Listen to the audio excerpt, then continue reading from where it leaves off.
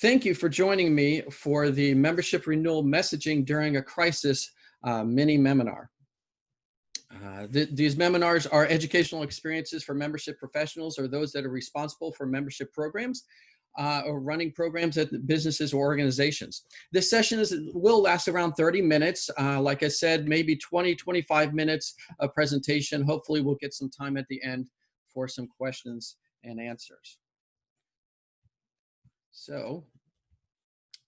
And also the Next Steps LLC, who's hosting this event, offers a half a credit for this, for the 30 minutes that you're here, for a CAE approved, as a CAE approved provider. So a certificate of attendance will be sent to you afterwards, and we appreciate you taking a moment to get your education through us here. So let's, I'm just throwing this up there to give you an idea of who I am, and in case many of you already know me, but others that may not. Here's my background, gives you just a quick overview of that. And currently, I'm the Senior Director of Member Services at FMI, the Food Industry Association. Now, prior to 2020, I was, and I just got that position back in February. And prior to 2020, I was a consultant working with organizations and associations on their membership programs for a few years, and in a variety of different industries and sectors and different types of organizations, individual membership organizations and trade associations. So I joined FMI February 10th of this year. And let me kind of set the stage for you with FMI. They are on a calendar membership cycle. My first order of business when I joined the staff was to make sure that we had all our members renewed for the year. And to tell you the truth, at that time, we had 58% of our members that had yet to pay their 2020 dues. Now, we had told them that, that December 31st, 2019 was the end of their membership. But, I think basically what the organization had was a grace period that never ended, or at least didn't end for a long time. And this was a majority of our dues, 58% of our members, a majority of our dues, which was overdue and at risk. There had only been one renewal notification that actually was sent out to our membership prior to my joining. And they did that purposely because they were really waiting for me to come on staff and come on board to actually take them to the next step with the renewal process. I made that my highest priority and set out to develop a new series of messaging to reel in those outstanding dues, and that really added up to several $1 million for the organization. And so I went about doing that, and our first broadcast was at the end of February. And less than 2 weeks later, we were all sent home. And pretty much the wrecking ball came in. And now I've been in the business of membership development for 25 years, and I've never seen anything like it. And I'm sure all of you probably would say the same. Now, all our best laid plans and strategies were smashed to bits when the pandemic hit. All recruitment and renewal activities halted, and events and meetings were put on hold or canceled.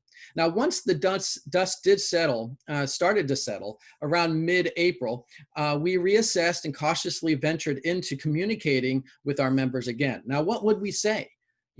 How were we supposed to ask for dues in a situation or circumstances like this?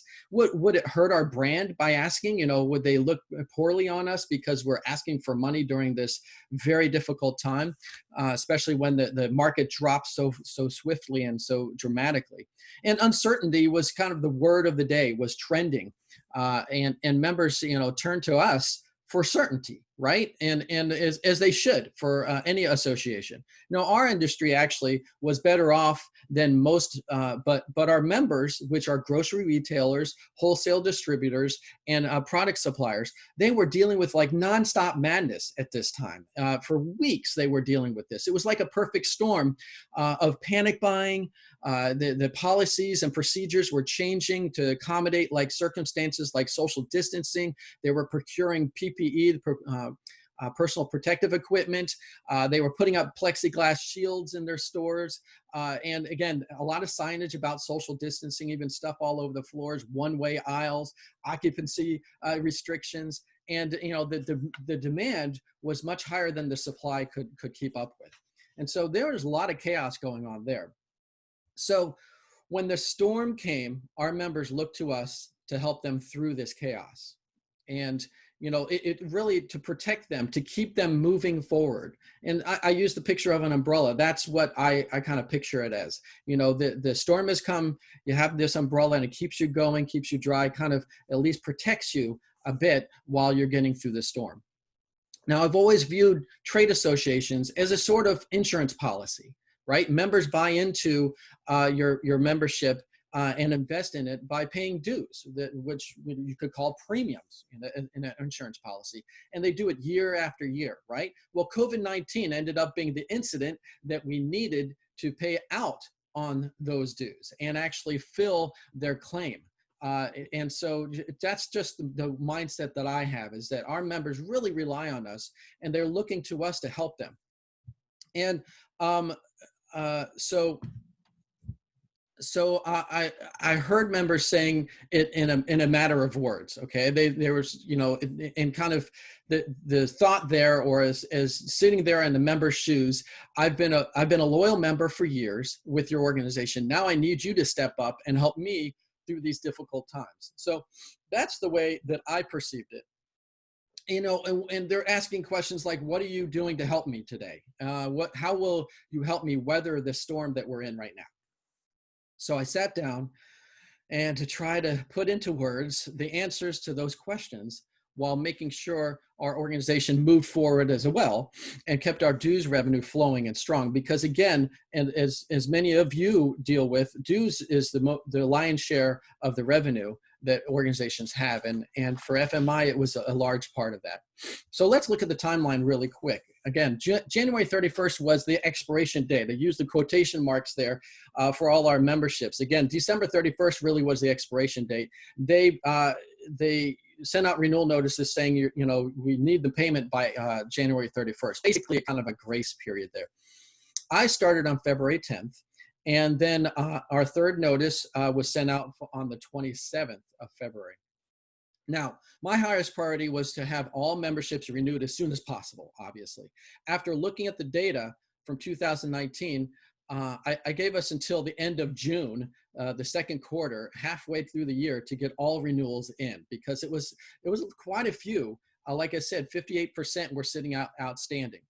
And to give you some perspective here, when I came aboard, we still had one membership that hadn't paid for 2019 dues. Okay, so their grace period went into 2020 for 2019. And so they went the entire year of receiving benefits for their membership, but yet they'd never paid dues in 2019. So we were still trying to collect on those dues. We started the notifications at the end of February and stopped in mid-March, obviously. Okay, so we sent the notice out at the end of February, and then we were all sent home mid-March. And then between mid-March and mid-April, we were in overdrive trying to just provide value to our members. And many of you probably experienced this as well. We're deep into providing support to members as they were dealing with like panic buying at their stores, issues like supply chain, keeping up with the demand. Our messaging during that month and subsequent months were mostly, we're here for you. Here's the best practice from the field in dealing with these new challenges that you're dealing with. Here are sources of PPE that you can get for your stores and your employees. We're on the phone with the federal agencies and Congress to ensure your employees are designated as essential and your businesses are protected. Now, we decided around mid-April that we resume our notifications, and the fourth notice went out mid-April. And we were very cautious and careful about doing it. And we did change our messaging, as many of you probably have, as you were trying to renew members as well. And then by the time we got to mid-May, we would send out our final notice, and then June, we basically were those stragglers, those that still remained. We were making personal messages to them, one-on-one calls, and setting up online meetings with them. Now, so just to give you some perspective and benchmark, this is the message that we sent out pre-pandemic. As far as I've broken it up into a few slides just so you can read it better. And I'll try not to read everything to you, but again, some of it's a lot of text going forward in this presentation, so I'm going to read some of it just to make sure you get the gist of it. And a disclaimer here: the language has been adjusted and sanitized for my use here today. So if you see words like "we" or "us," I usually use the organization's acronym there whenever I'm using that. So look, for instance, like where it says reminder your 2020 membership renewal, actually says your 2020 FMI membership renewal remains overdue. So just to give you a sense of how we branded it and making sure that it was personalized. So, and as you can see, this is very business-like and very transactional, this subject line and subhead for the email. And this is all email at this point until we get to the end of the renewal cycle, basically. And then here's the beginning of the message. Basically, again, dear first name, we haven't received your renewal application or dues payment. It was due by January 31st. And all the people we're a trade association, so the company is a member, but we have tons of staff members that are part of those companies, thousands in some cases. And so, all the benefits are going to be cut off, basically, to provide access to these research and resources. Now, to ensure the member benefits are not interrupted or discontinued, please renew by, and I gave them until March 18th. Of course, by that point, just a week later, that date was kind of null and void based on everything that was going on. And so again, we go through the kind of the language that we usually keep in renewal. Here's the renewal form, here's the payment options and things like that. And so if you should have any questions, concerns, please contact us, of course. As always, we greatly appreciate, your ongoing affiliation and under this member type. And we look forward to continuing to serve you in the coming months and years. And again, thank you for what you do every day, helping advance safer, healthier, and more efficient consumer food supply chain. Now, of course, they were doing that all along before the pandemic even hit. So that was all the pre-pandemic, gives you a sense of the kind of the general baseline of the messaging that we did have. Now, in mid-April, we changed it up a little bit. Now, the subject line and subhead you see here aren't that different than what we had before. What you might notice is the difference is that in this one, the pre-pandemic, I put overdue at the end of the subject line. Again, a little bit more urgency. Here we were a little bit softer, and we just didn't put overdue. And yeah, we said it was past due in the subhead, but that wasn't as in your face as the subject line. But yeah, this is business as usual, back to business basically for this mid-April subject line. But once we get into the messaging, you'll see that I take more of an emotional tone. And at this point, just remember that everyone is dealing with some very personal issues through this crisis. Everyone's scared. They're at home. They're dealing with personal stuff. Schools, kids are being sent home, and they're all worried about jobs and things like that. So there's a lot that people are taking personally. So we should treat it as something very personal to the folks that we're talking to. And we go ahead and acknowledge that in this message. And really, we're there to be by their side. And that's why I started out by right by your side, and just left it at that and went into the message of saying these are remarkable, unprecedented times. And we are supporting you and your team. Here's how we're doing it. Okay, we're hosting daily calls, and I was part of the crisis management team. I am at the organization, and we were on the phone 7 days a week. Every single day of the week, we were looking at emails constantly. There's some folks that were working 24/7 to help our members, and it was just all hands on deck basically. And then advocating for immediate needs for the food industry and nationally, and then developing and delivering indispensable information, resources, tools. And again, if you go to our website and go to the coronavirus webpage, you'll see so many resources. It's just unbelievable what we developed in a matter of weeks to support the industry. And it's just a testament to our team and how great they are at doing these things. Now, again, then I go on to, you can count on us to continue to provide these proactive leadership and solutions. Really, I'm not even talking about the renewal at this point. If you notice, it's all about what's going on with the industry and what's going on with them and their business. And, this is what membership is all about. As I mentioned there, we're taking care of you and your business while you take care of your customers. So again, who's going to take care of them while they're dealing with all the chaos that they're dealing with on a daily basis? So the last half is very business-like and more of the, get down to the renewal side of things. Here's the renewal application. Here's a dues payment. It was due back on January 31st, but again, we understand what's going on. And then this highlighted part is just, again, trying to get, get them to understand that this is not the time to drop your membership. This is the time that you need us to help support you.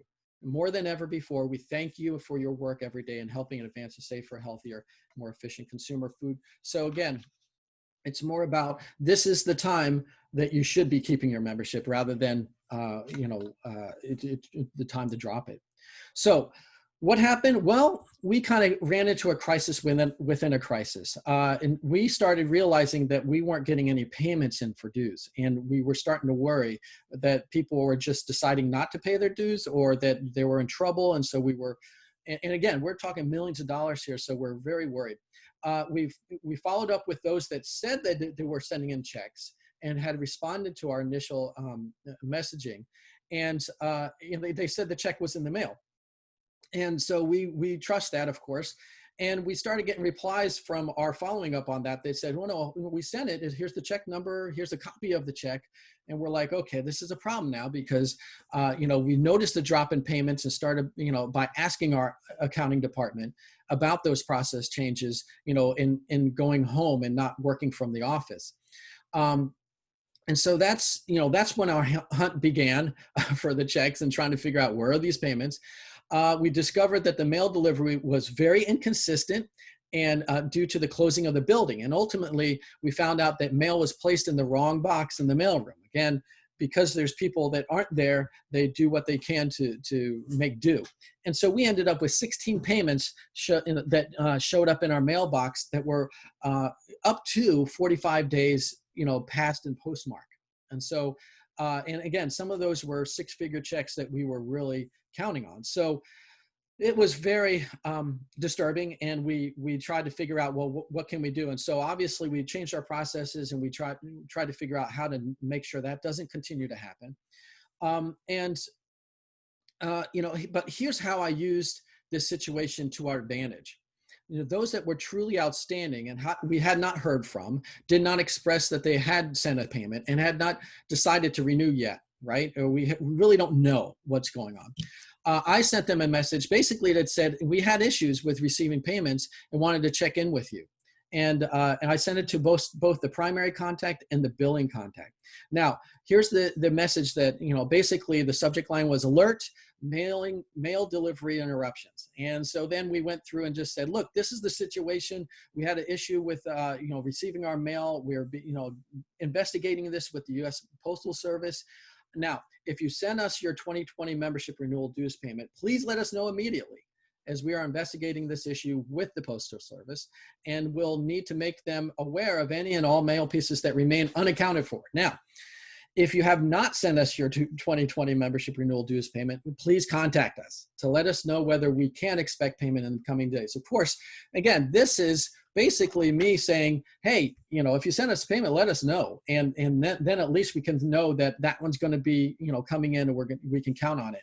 If you haven't, and we still need to know, and I really want to know what your decision is, basically. And so, again, it was just kind of a way to kind of push a little bit, but also use the fact that, hey, we're going through a crisis here, and not all our processes are in place the way they used to be. And so we want to make sure that you are informed of that, but also that we find out what's going on. So that's how I leveraged the crisis. We actually got quite a few responses to this message, and people just saying, hey, look, we just haven't made our payment yet, or hey, we did send our payment in just now, or we've, it's in the process, it's coming soon. So it was great to be at least to be in the know of what was going on, because we did not like being in the dark about that. So then I also decided that, like late May, we started thinking of those that were outlying and those that are outstanding. What could we do to try to get them to respond to us that we haven't heard from? So I figured that, hey, look, we're coming up on the halfway through the year. These are business people. They know how business works. and they need to budget and project and strategize for each month and each in the remainder of the year from quarter to quarter. So I just looked at that and said, let's send out a message that talked about what time of year it is and also talk about their past history. So our business needs to project to the best of our ability what we can expect for dues revenue, our main source of revenue for the latter half of the year. Now, that's not the language I used, but that was the concept. That was the objective. We sent it to those that were remaining unpaid renewals, and we just basically needed a decision at this point because we were very worried about the fact that we still had some outstanding memberships that we just don't know what was going to happen. Remember, we're on a calendar cycle. June is the halfway point in our business. Needed to project what was going on, like all businesses, and their business people understand that concept. And we just needed to push them to a decision to tell us. So here's the messaging that was around that. So ABC's membership renewal is what I started out with the subject line. Hope you're safe and everything. I'm the new guy here at FMI. Thank you for continuing your membership. Again, they're still members, even though, they haven't paid their dues for 2020. We were reviewing the data, and then I actually looked at the dates that they actually made their payments last year, or even as far back as when they joined during the year, because it's a calendar cycle, and they joined throughout the year at different times. So I noticed that in 2019, you paid your dues on June 20th. This seems to be aligned with the timing of when you originally joined back in 2015. As we near the halfway point of 2020, we'd like to project as best as we can our remaining monthly renewals. With that in mind, we can expect to receive, with that in mind, can we expect to receive your renewal payment this month? And basically just left it at that for them. And again, got some good responses from folks saying, yes, we can expect that. And again, it was also their past history that I used, not just the time of year, but the past history of making payments. So it reminds them that, yes, you have renewed for many years now, and we can, we expect that you want to continue that, right? Would you please let us know? And really, that's kind of a bit like the anniversary model, right? We're in a calendar cycle, but if they're paying at different times during the year, well, then that's the time that they pay each year. That's their anniversary date. Let's, at least check in with them on that and use that as a way to leverage or at least get some decisions. So, need to know what's your decision, basically. That's it. So moving on, we did have some drops, and there's no doubt about it. We did have some members that dropped, and I basically developed this message to those that did drop to try to rescue them and really remind them of the value that they do receive from us, even if they're not all that engaged or they take advantage of the value. At least they can see, that we are doing things that would benefit their business on a daily basis. We care about your business and your daily needs. And we noticed that you had a change of status. I didn't say that they dropped their membership yet.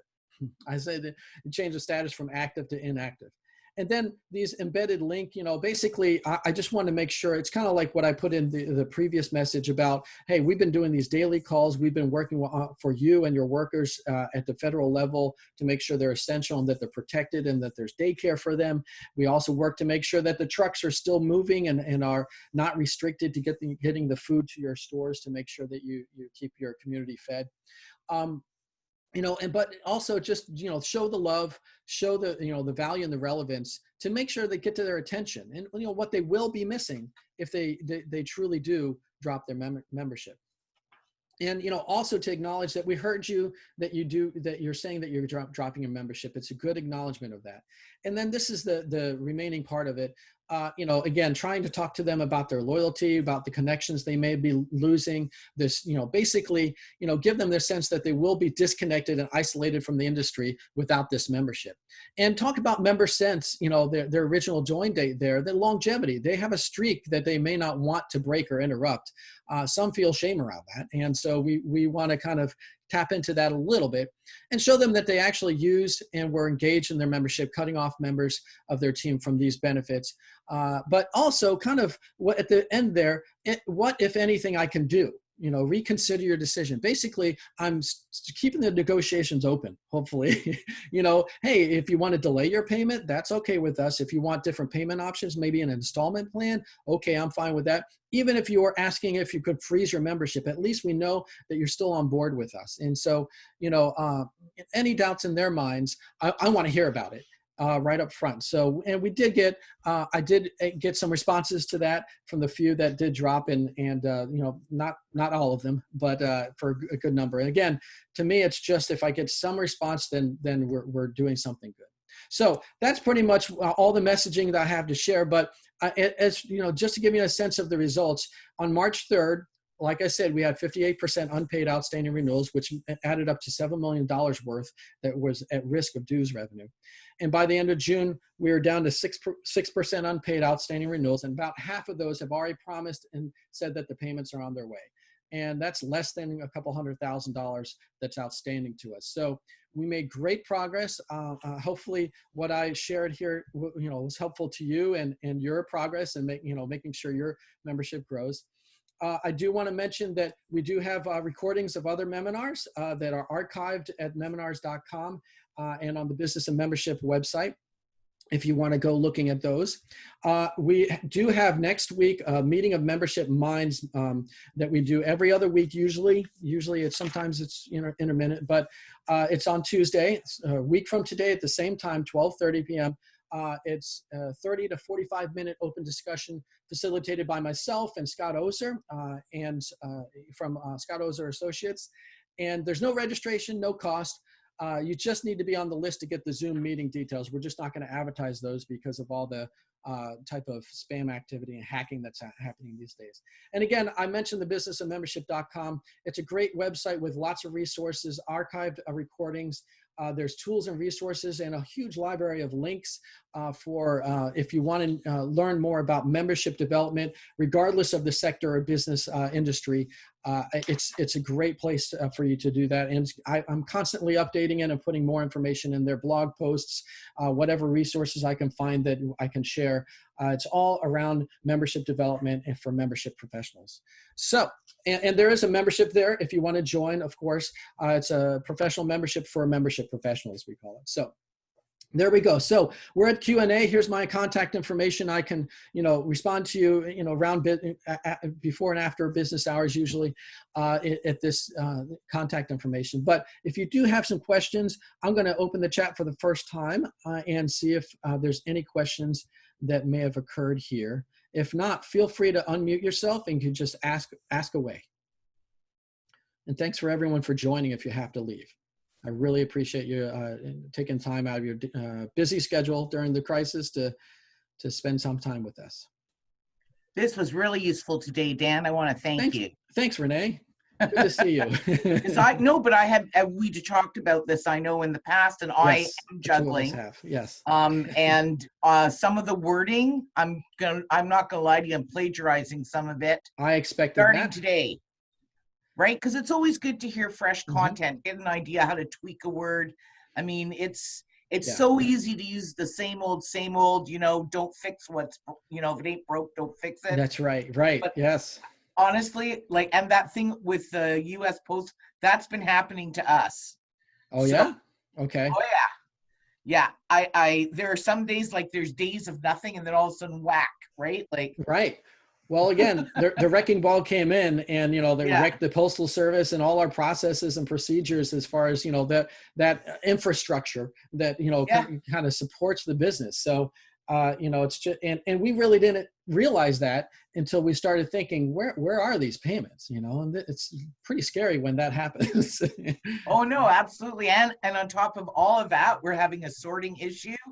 So mail from the old tenant here is going. It's so we have a great relationship, and we're always going back and forth with each other's mail. But and one guy said it's in the mail, and I said, well, I believe you, but I don't have it. And when I called him 2 weeks later to say, Eureka, it's here. Yeah. I think he thought I was lying to him, but it's not true.